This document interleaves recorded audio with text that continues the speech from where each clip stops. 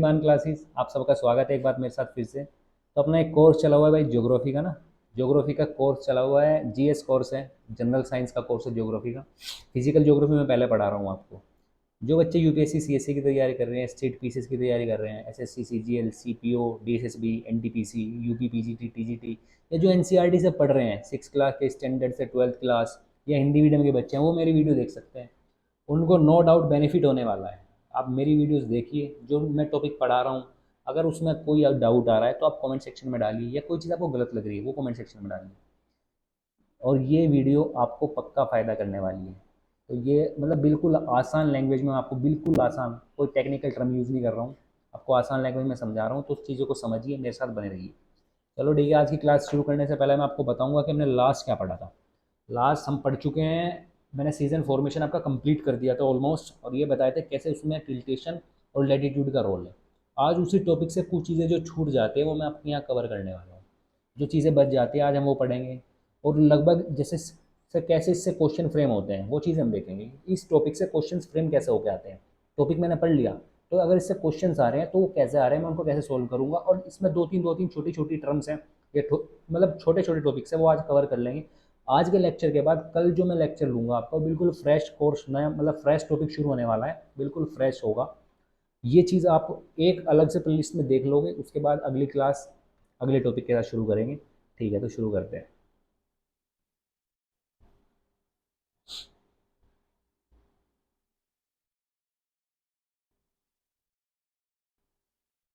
एक generally question आया था, अगर मैं आपसे बात करूँ ना, सीएससी 2019 यूपीएससी ने पूछा था।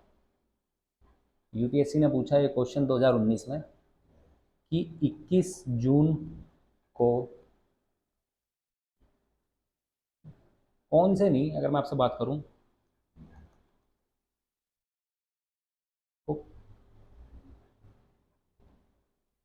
कहाँ सनसेट नहीं होगा। ये क्वेश्चन बड़ा डायरेक्ट सिंपल सा क्वेश्चन आया था कि 21 जून को कहाँ सनसेट नहीं होगा। अगर मैं आपकी इससे बात करूं कि सनसेट कहाँ नहीं होगा, तो अगर आप समझे 21 जून जो हमारी मेन चीज़ है यहाँ पे, वो 21 जून है। अगर मैं 21 जून की बात कर रहा हूँ तो आपको समझ आ रहा होगा 21 जून मतलब कहाँ। एक चीज़ मैंने आपको बताई थी, अगर ये मेरी अर्थ है ना, ये मेरा इक्वेटर है, और ये मेरा 23.5 डिग्री नॉर्थ है, और ये मेरा 23.5 डिग्री साउथ है। तो जो मेरी सन की मैक्सिमम रेज पहुंच रही होती है ना, वो इससे बियॉन्ड नहीं जा पाती। अगर मैं बात करूँ इस पॉइंट, इस वाले, इस लाइन, ये जो लैटिट्यूड है ना, इसके बियॉन्ड नहीं जा पाती, इस लैटिट्यूड के बियॉन्ड नहीं जा पाती। तो ये चीज़ आपको समझ आ रही है ना कि इनके बियॉन्ड तो जाएगी नहीं 90 डिग्री जो है हमारी। और अगर मैं बात कर रहा हूँ 21 जून की, तो मैंने आपको दो चीज़ बताई, मार्च में सन यहाँ होता है, सितंबर में भी यहीं होता है इक्वेटर पे। तो मार्च जून सितंबर, तो ये मार्च से अगर जून होते हुए सितंबर जाते हैं, तो ये पूरे 6 महीने हमारा सन कहाँ रहता है, नॉर्थ हेमिस्फीयर में। ये चीज़ आपको समझ आई ना, सन नॉर्थ हेमिस्फीयर में रहेगा। नॉर्थ हेमिस्फीयर में रहने का मतलब है कि जिस भी हेमिस्फीयर में सन होगा उसी पोल पर डे होगा। तो ये मार्च से सितंबर के बीच की अगर मैं बात करूं, तो सन कहाँ है हमारा, नॉर्थ हेमिस्फीयर में, तो इस पोल पर क्या होगा, डे होगा। तो अगर यहाँ पे डे है तो 6 महीने दिन रहेगा, कभी सनसेट होगा क्या, नहीं होगा। तो अगर मैं आपसे बात करूं कि सनसेट कहाँ नहीं होगा, तो नॉर्थ पोल पर सनसेट नहीं होगा 21 जून को। इसी को और मॉडिफाई कर देते हैं, आपकी बर्थडे डेट डाल देगा कि आपके बर्थ डेट को कहाँ सनसेट नहीं होगा, कहाँ सनराइज नहीं होगा। तो सिर्फ अपने को डेट से बुद्धि लगानी है कि जिस डेट की बात कर रही है, या जिस डेट का जो भी हमारा बात कर रहा है कोई, तो वो डेट कहाँ से बिलोंग करती है, उस डेट को सन की पोजीशन क्या है, कौन से हेमिस्फेयर में सन है, जिस भी हेमिस्फेयर में सन की पोजीशन हमें मिलेगी उसी पोल पर डे होगा, उसी पोल पर सनसेट नहीं होगा। समझ रहे हो, सनराइज ही रहेगा। और सन, ये आप मतलब बड़ा सिंपल सा क्वेश्चन है, पर मेन क्या चीज़ है यहाँ पे, 21 जून। ये चीज़ आपको पकड़नी है, अगर ये चीज़ आप पकड़ गए तो आप कर लोगे, ठीक है। चलो ठीक है, ये चीज़ मैंने आपको बताई। अगर मैं आपको एक चीज़ बताऊँ, मतलब जिन्होंने 6 क्लास की एनसीईआरटी जाके पढ़ी होगी तो उन्होंने देखा होगा, एक टर्म वहाँ पे एक डायग्राम दिया हुआ है, उस पर एक टर्म लिखी हुई है सोलिस्टिस। देखा हो किसी ने, अगर नहीं देखा होगा तो कोई बात नहीं, चलो यहाँ पढ़ लेंगे। एक टर्म आपने देखी होगी ना, सोलिस्टिस। आपने ये है ना सोलिस्टिस, ये लिखा हुआ है सोलिस्टिस। तो सोलिस्टिस क्या होता है, अगर मैं सोलिस्टिस की बात करूं आपसे, तो सोलिस्टिस क्या है।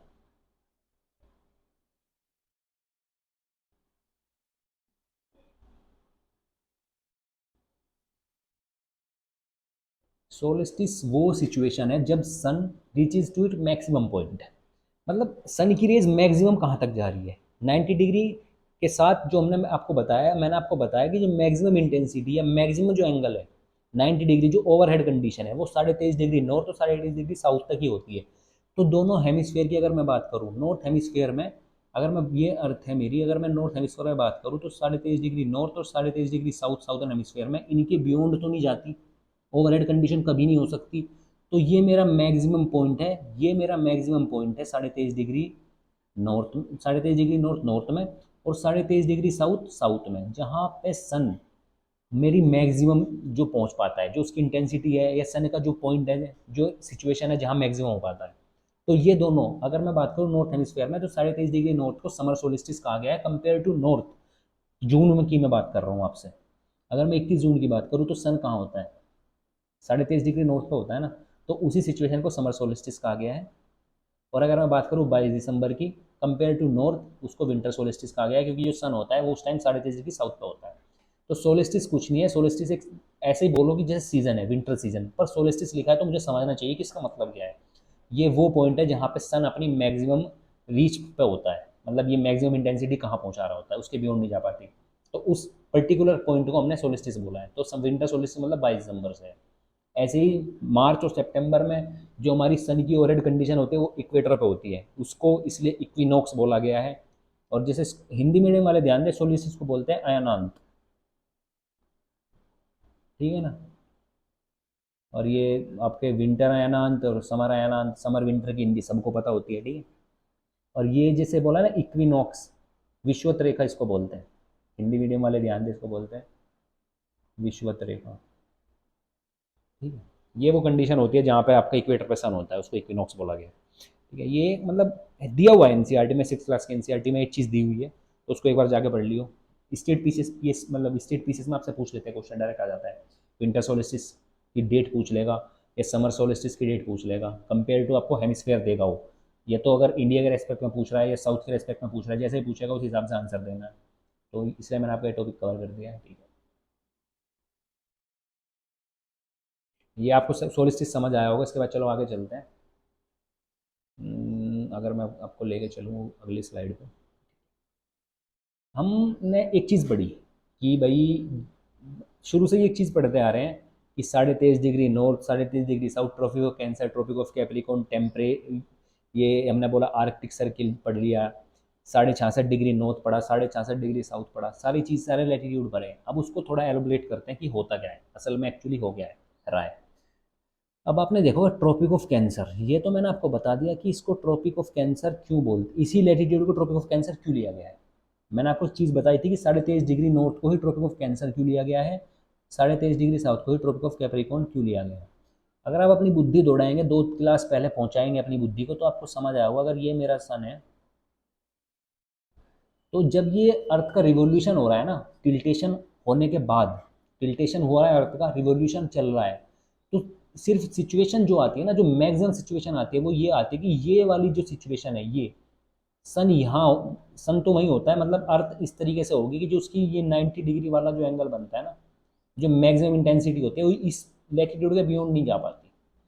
तो यहाँ नॉर्थ में यहाँ पे और साउथ में यहाँ पे, इन दोनों के बियॉन्ड हमारा मैक्सिमम नहीं जा पाती सन रेज। ये वो कंडीशन है, इसके बाद सन टर्न ले लेता है, मतलब अर्थ हमारी टर्न लेती है, तो हमारी सन रेज जो मैक्सिमम होना शुरू हो जाती है ना, वो रेड, वो नीचे फिर आना शुरू हो जाती है, यहाँ से जाएगी, यहाँ पहुँचेगी, फिर यहाँ से यहाँ आ जाएगी।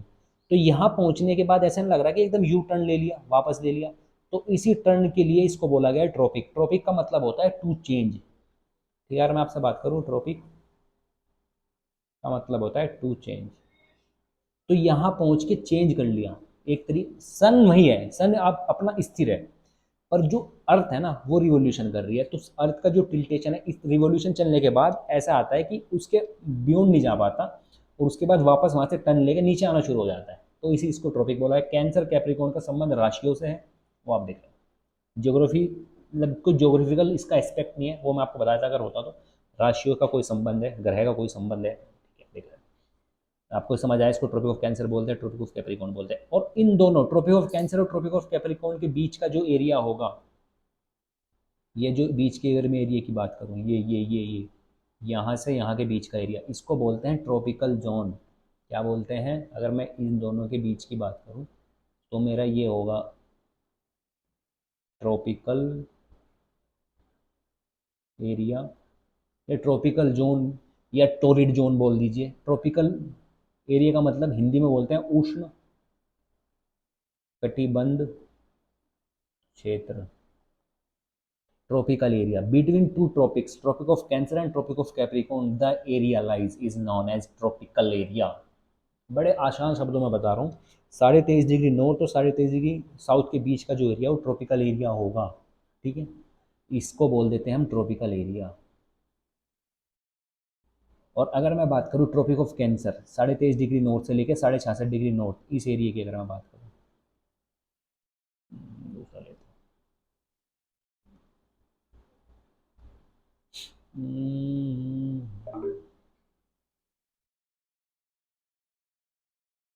अगर मैं इस एरिया की अगर मैं इस एरिया की बात करूँ अगर मैं इस एरिया की बात कर रहा हूँ आपसे, 23.5 डिग्री नॉर्थ से 66.5 डिग्री नॉर्थ की बात कर रहा हूँ, तो इस एरिया को बोला गया है टेम्परेट, टेम्परेट जोन। दोनों हेमिस्फीयर में ऐसा ही है। साउथ में क्या है, 23.5 डिग्री साउथ से 66.5 डिग्री साउथ के बीच का जो एरिया, ये एरिया, इस एरिया की बात कर रहा हूँ मैं। इसको इसको बोला गया है टेम्परेट जोन। हिंदी मीडियम वाले ध्यान दें, शीतोष्ण क्षेत्र। ठीक है, 66.5 डिग्री, 23.5 डिग्री नॉर्थ से 66.5 डिग्री नॉर्थ और 23.5 डिग्री साउथ से 66.5 डिग्री साउथ के बीच का एरिया। मैं दोनों हेमिस्फीयर की बात कर रहा हूँ, दोनों में ये टेम्परेट जोन, ये टेम्परेट, ये बीच का हमने पढ़ ही लिया, इसको बोलते हैं ट्रॉपिकल एरिया, उष्ण कटिबंध क्षेत्र। ठीक है, कोई दिक्कत? अब बात करते हैं 66.5 डिग्री नॉर्थ से बियॉन्ड। दोनों हेमिस्फीयर में 66.5 डिग्री नॉर्थ से पोल की तरफ अगर हम चलें तो उसको बोलते हैं पोलर जोन या फ्रीज्ड जोन, क्योंकि वो एरिया ऑलमोस्ट बर्फ से ढका हुआ होता है। ये अगर मैं बात करूँ आर्कटिक सर्कल से, अगर मैं पोल के बीच में जा रहा हूँ, उनके बीच का एरिया फ्रीज जोन होगा या पोलर जोन बोल देंगे। हिंदी में इसको बोलते हैं शीत कटिबंध क्षेत्र। ठीक है, मैंने आपको बताया उष्ण कटिबंध बताया, शीतोष्ण बताया, शीत कटिबंध बताया, ऐसे ट्रॉपिकल, टेम्परेट और पोलर या फ्रीज जोन बताया। ट्रॉपिकल को ही टोरिड भी बोल देते हैं। ठीक है, ये मैंने आपको 3 जोन बताए, अर्थ का आपको 3 जोन बताए, समझ आ गया ना कि तीनों जोन कौन कौन से बताए। अब बात करते हैं पोलर जोन की। अगर मैं आपसे पोलर जोन की बात कर रहा हूँ तो आपको एक चीज़ समझ आ रही होगी, बड़ी दिक्कत है, आदमी वहाँ ज़्यादा रहते नहीं है। होता क्या है, ये सारा बर्फ़ से ढका हुआ है, बिल्कुल ढका हुआ है बर्फ़ से। पोलर जो एरिया है हमारे बर्फ़ से ढके हुए। अब सिचुएशन समझो सन की, जो हमारा सन होता है ना, जब यहाँ होता है, यहाँ पे ओवरहेड कंडीशन होती है, तो यहाँ पे सन रेज पहुँच रही होती है, यहाँ तक होते होते सन रेज पहुँच रही होती है। जब यहाँ नीचे जाना शुरू हो जाता है ना, तो वहाँ पे सनरेज नहीं पहुँचेगी उस पोल पे, फिर इस पोल पे आनी शुरू हो जाती है। तो करीब करीब 6 महीने दोनों पोल पे सनरेज पहुँचती है, उसके बावजूद भी वहाँ पे आपको वनस्पतियाँ, या मैं आपको कहूँ ग्रीनलैंड, ग्रासलैंड, ऐसी चीज़ देखने को नहीं मिलती। ऑलमोस्ट एरिया बर्फ से ढका हुआ है। ऐसा क्यों है? अगर मैं इसकी बात करूँ आपसे, हुआ गया, वो एक तो ठंड रहती है, बहुत ही सनरेज पहुँच भी रही है, 6 महीने लगातार आ भी रही है, तो होता क्या है, पूरा एरिया जो है वो ढका हुआ है बर्फ से। अगर मैं बर्फ बात करूँ, आइस कलर क्या होता है, वाइट, और वाइट कलर रिफ्लेक्ट, जो वाइट कलर जो होता है ना, उसकी रिफ्लेक्शन प्रॉपर्टी सबसे ज़्यादा होती है, एल्बिडो ज़्यादा होता है।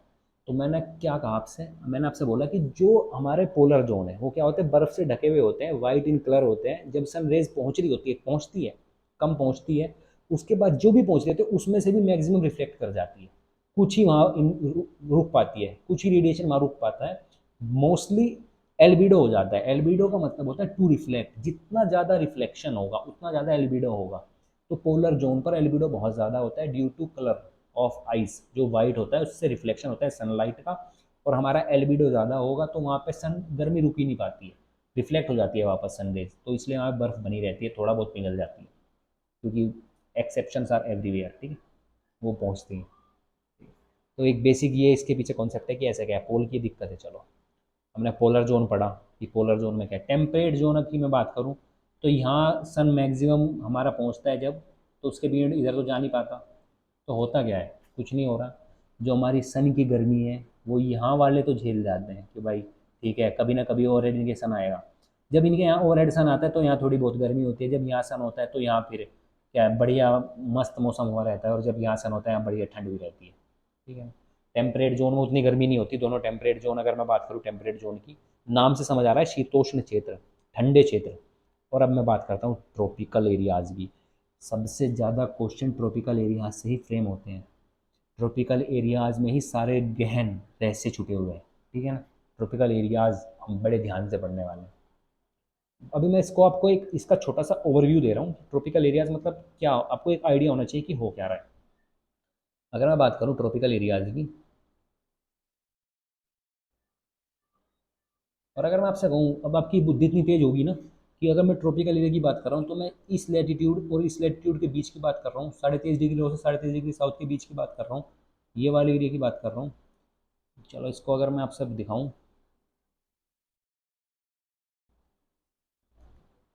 ये अगर मेरा आपका ये इक्वेटर है ना, और ये ट्रॉपिक ऑफ कैंसर है, ये ट्रॉपिक ऑफ कैप्रिकॉर्न है, ये वाला जो एरिया होगा ये क्या होगा, मेरा ट्रॉपिक ऑफ,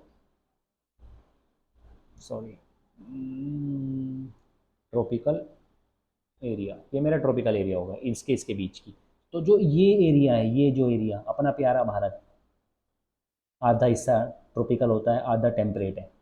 जो नीचे का पोर्शन है, साउथर्न पोर्शन, वो ट्रॉपिकल एरियाज में आता है, ऊपर वाला टेम्परेट में आता है। अगर मैं देखे ये तो ये आपको समझ आया कि मेरा ट्रॉपिकल एरिया है। ट्रॉपिकल एरिया पे क्या है, गर्मी की कोई कमी है क्या? ट्रॉपिकल एरियाज में गर्मी अच्छी खासी होती है, और स्पेशली अगर मैं बात करूँ इक्वेटर की, इक्वेटर जो है उसके तो और बुरे हाल है। हो क्या रहा है, इक्वेटर 0 डिग्री, सन 2 बार ओवरहेड आएगा, मार्च में और सितंबर में। और जब 23.5 डिग्री पे ओवरहेड सन होगा तब भी ज़्यादा दूर होगा क्या इक्वेटर से? साउथ से तो दूर है, इक्वेटर से ज़्यादा दूर होगा क्या? तब भी गर्मी अच्छी खासी हो रही होगी ना। तो इक्वेटर पे almost almost through out the year अच्छी खासी गर्मी होती रहती है। तो अगर कोई आपसे एक स्टेटमेंट देके पूछ ले कि heavy winters are associated with equator, तो आप समझ पाओगे ये कथन सत्य है या गलत है। समझ आएगा ना कि स्टेटमेंट बिल्कुल रेलिवेंट नहीं है, बिल्कुल रेलिवेंट नहीं है। क्योंकि जो हमारे इक्वेटर्स पे गर्मी ज़्यादा होती है, ना कि विंटर्स तो होती नहीं है। इक्वेटर्स पे विंटर होने की कंडीशन ही नहीं बन रही। तो ये चीज़ आपको समझनी है। जो इक्वेटर्स होते हैं वहाँ पे गर्मी ज़्यादा, इक्वेटर पे गर्मी ज़्यादा होती है। और जो मैं बात करूँ जो इक्वेटर के आसपास के ये एरिया है, ये ब्राज़ील, ये यहाँ पे क्या होता है, इतना ज़्यादा गर्मी, इतना ज़्यादा टेम्परेचर होता है कि इवोपोरेशन भी उतना ज़्यादा, जितना ज़्यादा टेम्परेचर उतना ज़्यादा इवोपोरेशन। कोई रॉकेट साइंस नहीं है, पढ़ा है सबने। टेम्परेचर ज़्यादा, इवोपोरेशन ज़्यादा। मैं क्या कह रहा हूँ, टेम्परेचर ज़्यादा, एवोपोरेशन ज़्यादा, और टेम्परेचर ज़्यादा, एवोपोरेशन ज़्यादा, तो बारिश भी ज़्यादा, रेनफॉल भी ज़्यादा। तो 0 डिग्री इक्वेटर की अगर मैं बात करूँ, जो हमारे इक्वेटोरियल एरियाज़ हैं वहाँ पे बारिश अच्छी खासी होती है, और दिन भर में गर्मी हो ही जाती है। दिन भर में टेम्परेचर बढ़ता बढ़ता, इवोपोरेशन बढ़ता बढ़ता, शाम को 4 बजे तक बारिश हो ही जाती है डेली। तो इतनी बारिश है, एक चीज़ समझ आ रही है ना, बारिश भी है, गर्मी भी है, तो यहाँ पे क्या है, हरा भरा होगा। तो एवरग्रीन एरिया इसको बोलते हैं, 0 डिग्री इक्वेटर को एवरग्रीन एरिया बोलते हैं। अगर मैं बात कर रहा हूँ आपसे कि जो 0 डिग्री इक्वेटर पे एरिया है वहाँ पे क्या है, एवरग्रीन फॉरेस्ट, सदाबहार वन देखने को मिलते हैं, क्योंकि पानी की कमी नहीं है, गर्मी की कमी नहीं है। ठीक है। होता क्या है, इतनी ज़्यादा गर्मी होती है ना इक्वेटर की, अगर मैं बात करूँ आपसे, और दूसरी बात बारिश हो ही जाती है ऑलमोस्ट ऑलमोस्ट डेली। तो यहाँ पे क्या है, आपको जो पेड़ देखने को मिलेंगे, और पेड़ की अगर मैं बात करूँ, यहाँ पे इतने ज़्यादा हरे हरे भरे पेड़ होते हैं ना, एवरग्रीन फॉरेस्ट होते हैं, कि जो सन की रेज है ना पहुँच रही होती है पेड़ के पास। पर होता क्या है कि बारिश हो रही है और पेड़ बहुत सारे हैं, तो उन पेड़ों के बीच में आपस में कंपटीशन जनरेट हो जाता है। बहुत सारे पेड़ हैं, समझने की बात है, मतलब बहुत सारे पेड़, बहुत सारे हैं, बारिश हो रही है, सनलाइट के लिए आपस में कंपटीशन जनरेट हो जाता है। कंपटीशन जनरेट होने का मतलब है कि जो भी कोई भी पेड़ होगा वो ऊपर हाइट गेन करने की कोशिश करता है। तो इसको अगर मैं समझूं तो जो भी लंबे लंबे पेड़ होते हैं ना, जो हाईएस्ट या टोलेस्ट जो हमारे पेड़ होते हैं वो इक्वेटर एरियाज पर ही देखे जाते हैं। अगर मैं बात करूँ इक्वेटर एरियाज की, तो वहीं पर मेरे टोलेस्ट जो फॉरेस्ट हैं या टोलेस्ट जो हमारे ट्रीज़ हैं वहीं देखने को मिलते हैं, क्योंकि वहाँ पे बारिश है, सब चीज़ है, और इतनी ज़्यादा पेड़ हो जाते हैं ना, उनके बीच में कंपटीशन हो जाता है सनराइज़ के लिए, सन रेज के लिए। तो उसके मैं एक प्रॉपर्टी या एक चीज़ में कहूँ, उनके अंदर कंपटीशन जनरेट हो जाता है, तो वो सन लाइट के लिए ऊपर बढ़ते हैं, तो हाइट गेन कर जाते हैं। एक ही रीज़न होगा, लंबे लंबे पेड़ होते हैं खूब, जड़ें ज़्यादा नहीं होती क्योंकि जड़ें फैलती है पानी के लिए और पानी ऑलमोस्ट वहाँ डेली मिल ही जाता है, तो जड़ें ज़्यादा फैली नहीं होती। दूसरी चीज़, बहुत घने वन होते हैं, बहुत ज़्यादा डेंस फॉरेस्ट होते हैं। डेंस फॉरेस्ट होने का मतलब है कि वहाँ पे जो किस तरह के वहाँ पे पशु कैसे रहेंगे, तेज़ दौड़ने वाले पशु नहीं रह पाएंगे क्योंकि वो ग्रास लैंड पे रहते हैं, या जहाँ पे वन में रहते हैं, या फिर जहाँ पे आपका स्पेस हो। बहुत ज़्यादा डेंस फॉरेस्ट होते हैं तो वो वहाँ पे रेप्टाइल्स होने के चांस ज़्यादा हैं, सांप रहेंगे। इसी की चीज़ मैं आपको बताऊँ, अगर मैं आपसे एक चीज़ दिखाऊँ, अगर मैं इसकी बात करूँ, ये जो एरिया है, अगर मैं अगर मैं इसकी बात करूँ, ये वाला एरिया जो है ना, ये इक्वेटर के पास है, डेंस फॉरेस्ट है। अमेजन के जो जंगल है यहीं होते हैं। ब्राज़ील, एनाकोंडा देखने को मिलता है, रेप्टाइल्स देखने को मिलते हैं, तेज़ दौड़ने वाले पशु नहीं मिलेंगे। डेंस फॉरेस्ट होते हैं, टोलेस्ट आपके पेड़ होते हैं। ये कुछ आपने देख रहे हो ना, मतलब कैसे ज्योग्राफी का कैसे संबंध है, बायोडाइवर्सिटी पढ़ रहे हैं। जब मैं आपको ह्यूमन एंड इकोलॉजी पढ़ाऊंगा ना, ह्यूमन डेवलपमेंट एंड इकोलॉजी और ज्योग्राफी पढ़ाऊंगा फिजिकल ज्योग्राफी के बाद, वर्ल्ड मेरिंग के बाद, तो आपको समझ आएगा कि कैसे ज्योग्राफी का संबंध है। जैव विविधता, बायोडाइवर्सिटी, समझ आ रही है बात? चलो, ये चीज़ आपको समझ आई कि ट्रॉपिकल एरियाज़ पे क्या हो रहा है। अब इससे दो छोटे टॉपिक और बच जाते हैं ऑलमोस्ट, मतलब ज़्यादा नहीं है पर एनसीईआरटी में दिए हुए हैं, स्टेट वाले एग्ज़ाम जो कराते हैं वो पूछ लेते हैं, तो उनको मैं कवर कर देता हूँ। दो चीज़ें और ऑलमोस्ट बच जाती हैं, ये आपको समझ आएगा। तो इसको हम डिटेल में पढ़ेंगे जब मैं ट्रॉपिकल एरियाज आप पढ़ाऊंगा ना, बायोडाइवर्सिटी में, कि कैसे वहाँ पे पेड़ की क्या सिचुएशन है, ये क्या है, सब चीज़ आपको समझ आएगा। आप देख रहे होंगे जो इक्वेटर, जैसे जैसे लैटिट्यूड ऊपर जा रहे हैं ना, टेम्परेचर कम हो रहा है, तो higher the latitude lower the temperature. समझ आ रही ना एक स्टेटमेंट, एक क्वेश्चन और बन गया यहाँ से। ऐसे ही होता है ये, कुछ मतलब एक स्टेटमेंट बन गया। आपको ये चीज़ कोई पढ़ाएगा नहीं, पर आपको पता होना चाहिए कि मैं 0 डिग्री से ऊपर की तरफ जा रहा हूँ, 1 2 3 23 23, यहाँ जाते जाते क्या है, टेम्परेचर बढ़ता जा रहा है। टेम्परेचर कम होता जा रहा है, बढ़ता नहीं जा रहा है, सॉरी, टेम्परेचर कम होता जा रहा है। तो जितने जितने लैटिट्यूड बढ़ रहे हैं उतना ज़्यादा टेम्परेचर कम हो रहा है। तो बेसिक फंडा है, समझना है। ऐसे ही हाइट का भी होता है, जितना ज़्यादा एल्टीट्यूड उतना ज़्यादा टेम्परेचर कम। उसको भी हम पढ़ेंगे क्लाइमेटोलॉजी में, एटमॉस्फेयर जब मैं पढ़ाऊंगा, एटमॉस्फेरिक सर्कुलेशन पढ़ाऊंगा, तो आपको बताऊंगा कि कैसे हाइट के साथ साथ टेम्परेचर कम होता है। ठीक है, चलो आगे चलते हैं। अब इससे एक चीज़ बड़ी ना इम्पोर्टेंट चीज़ बच जाती है, शेडो फॉर्मेशन।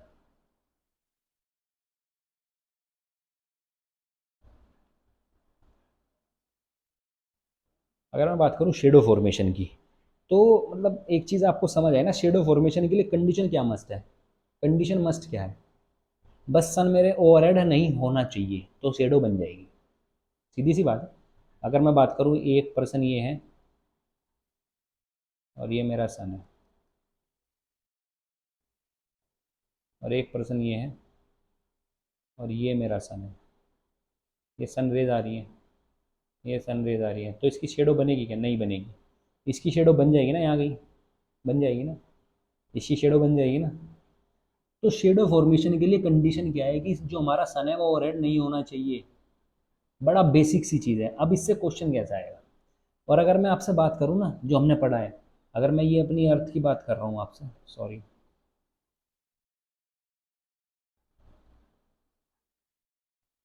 अगर ये मैं अर्थ की बात कर रहा हूँ आपसे, 0 degree, 23.5 degree north, 23.5 degree south, अगर ये बात कर रहा हूँ, तो एक चीज़ आपको समझ आ रही होगी ना कि ये जो एरिया है, जो मेरा ट्रॉपिक, अब मैं इसको ट्रॉपिकल एरिया बोलूँगा, आप याद रखिए इस चीज़ को। ये जो ट्रॉपिकल एरिया है, इसमें सिचुएशन ऐसी कभी ना कभी आएगी, कोई एक पर्टिकुलर डेट ऐसी होगी जब सन हमारे ओवरहेड होगा। यहाँ कब ओवरहेड होता है? 21 जून। यहाँ कब? 22 दिसंबर। ये आपको समझ आ गया ना। और मार्च और सितंबर में यहाँ होता है, तो इन दोनों के बियॉन्ड तो ओवरहेड कभी नहीं होगा, यहाँ हमेशा स्लैंटिंग रेज पहुंचेगी। तो 23.5 डिग्री नॉर्थ से अगर मैं बात करूँ, बियॉन्ड अगर मैं ट्रॉपिकल एरियाज बात करूँ, तो हमेशा शेडो बनेगी, हमेशा शेडो बनेगी जब भी सनरेज पहुंचेगी। अगर मैं टेम्परेट जोन की बात करूँ, हमेशा शेडो बनेगी। इधर टेम्परेट जोन की बात करूँ, हमेशा शेडो बनेगी। शेडो कहाँ नहीं बनेगी? ट्रॉपिकल एरियाज में, वो भी सिर्फ एक पर्टिकुलर डेट को, जिस दिन सन हमारे ओवरहेड होगा। तो इससे क्वेश्चन कैसा आएगा? आपको दे देगा कि जैसे आपको एक क्वेश्चन है, देहरादून, दिल्ली, चेन्नई, मुंबई, ये आपको 4 प्लेसेस के नाम देगा और आपसे पूछ लेगा कि कहाँ पे शेडो नहीं बनेगी या कहाँ पे शेडो बनेगी। हम दोनों ही सिचुएशन देखते हैं कि कहाँ बनेगी कहाँ नहीं बनेगी। ठीक है, शेडो बनने के लिए क्या है? शेडो बनने के लिए सन ओवरहेड नहीं होना चाहिए। तो मैं देखो, अगर देहरादून की लोकेशन इंडिया में कहाँ है, दिल्ली की लोकेशन कहाँ है? देहरादून है जो क्या है, बियॉन्ड 23.5 डिग्री नॉर्थ है, टेम्परेट एरिया में पड़ता है देहरादून। शेडो क्या हमेशा बनेगी ना, शेडो बनेगी। दिल्ली बियॉन्ड ट्रॉपिकल पड़ता है, हमेशा बनेगी। चेन्नई कहाँ पड़ता है? मैं बताया था ना, जो इंडिया है उसका आधा हिस्सा ट्रॉपिकल से जा है, आधा ऑलमोस्ट टेम्परेट से है। और मैंने बताया साउदर्न, आपको एक रफ आइडिया लगाना है फिलहाल के लिए ना। जब मैं आपको मैपिंग पढ़ाऊंगा तो आपको प्लेसेस, एग्जैक्ट प्लेस याद हो जाएंगे, कौन कौन से प्लेस है, कहाँ से वो गुजरती है और कहाँ से शेडो बनेगी कहाँ नहीं बनेगी। फिलहाल के लिए इतना ध्यान रखिए, चेन्नई और साउथ में, इंडिया के साउथ में है। इंडिया की बात मैं अगर कर रहा हूँ तो वहाँ वो कौन सा ट्रॉपिकल एरिया है, तो कोई पर्टिकुलर डेट तो ऐसी होगी कि जब चेन्नई में शेडो नहीं बनेगी, सन हमारे ओवरहेड होगा, तो यहाँ शेडो नहीं बनेगी। किसी एक पर्टिकुलर डेट की बात कर रहा हूँ। मुंबई में पॉसिबिलिटी है क्योंकि वो भी साउथर्न पोर्शन में है इंडिया के, और वहाँ भी कोई दिन ऐसा होगा, कोई पर्टिकुलर डेट ऐसी होगी जिस सब सन हमारे ओवरहेड होगा, और जिस दिन ओवरहेड होगा उस दिन वहाँ शेडो नहीं बनेगी। तो इन दोनों प्लेसेस पे शेडो नहीं बनेगी। इस तरह के क्वेश्चन आएंगे। तो इंडिया की बात कर रहा हूँ, ऐसी वर्ल्ड में भी आते हैं। और जब वर्ल्ड मैपिंग पढ़ेंगे तो समझ जाएंगे कि एग्जैक्ट प्लेस कौन कौन से, कहाँ बनेगी कहाँ नहीं बनेगी। बिल्कुल जो आपसे क्वेश्चन कहाँ से उठाएगा, जो 23.5 डिग्री नॉर्थ के आसपास के प्लेस है ना, वहाँ से उठाएगा। वहीं कन्फ्यूजन ज़्यादा होता है, और वो हमारे मैपिंग करेंगे 10 दिन, यूँ याद हो जाएंगे। ठीक है, टेंशन नहीं लेनी अपने को प्रोसेस पे ध्यान देना है। जो चीज़ आज पढ़ रहा हूँ ना मैं, उस पर ध्यान देना है। कल क्या पढ़ूंगा, परसों क्या पढ़ूंगा, वो मुझे समझ आएगा नहीं आएगा, मेरी प्रोसेस बहुत लंबी है, कैसे होगा, छोड़ दीजिए उस चीज़ को। आज मैं आपको एक टॉपिक पढ़ा रहा हूँ ना कि ये कैसे हो रहा है, वो चीज़ मुझे समझ आ जाएगी ना, वो बहुत ज़रूरी है। सेल्फ सेटिस्फेक्शन इज़ बहुत ज़रूरी है। उसमें आप सेटिस्फाई रखिए अपने आप को, पढ़िए, ठीक है, हो जाएगा। एक लास्ट इससे चीज़ बच जाती है, वो मैं आपको बताना चाहूँगा। आपने अगर एनसीईआरटी पढ़ी होगी, जिन्होंने पढ़ी होगी तो उन्हें टर्म दिखी होंगी, जिन्होंने नहीं पढ़ी होगी तो जाके पढ़े, ढूंढे। ठीक है, ये आपने दो टर्म देखी कि पेरीहेलियन और अपहेलियन। ये है तो मतलब क्वेश्चन तो शायद आए नहीं आए, पर फिर भी मैं आपको उसको बता देता हूँ कि होता क्या है। पेरीहेलियन और अपहेलियन क्या होता है? पेरीहेलियन का मतलब होता है कि सन और अर्थ जब पास हों और ये दूर हों, मतलब जो हमारी अर्थ है ना, वो सन के चारों तरफ एक सर्कुलर ऑर्बिट में ही रिवोल्यूशन कर रही है। मैं आपको पहले जब रिवोल्यूशन पढ़ा तब बताया था इलेप्टिकल ऑर्बिट है, वो ऑर्बिट कुछ इस तरह की है। तो इस मैं आप खुद देख रहे होंगे, जो सन की डिस्टेंस यहाँ कुछ और है, सन और अर्थ के बीच की यहाँ कुछ और है, यहाँ कुछ और है, यहाँ कुछ और है, यहाँ कुछ और है, यहाँ कुछ और है, यहाँ कुछ और है। तो चीज़ समझ आ रही ना कि हमेशा ऐसा नहीं है कि सन और अर्थ इक्वल डिस्टेंस पे एक दूसरे से। जो कंडीशन में आप बात करूँ पेरीहेलियन की, अगर मैं आपसे बात करूँ पेरीहेलियन की, तो पेरीहेलियन वो सिचुएशन है जब सन और अर्थ के बीच की दूरी बहुत कम होती है, मतलब पास होते हैं। वो ऑर्बिट इस तरह से होती है, और वो डेट कौन सी है, 3 जनवरी है। और अब कुछ बुद्धि लगाओ, सबसे बड़ा डाउट आता है ना लोगों को जब ये चीज़ पढ़ते हैं कि पेरीहेलियन में सर ने बताया सन और पास होते हैं 3 जनवरी। 3 जनवरी को तो हमें ठंड लग रही होती है।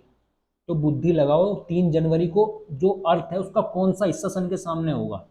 मैं आपको बताया 3 जनवरी का मतलब साउदर्न जो हमारा एरिया है ना, वो सन के सामने होगा। हम नॉर्थ में, हमें गर्मी लग रही है।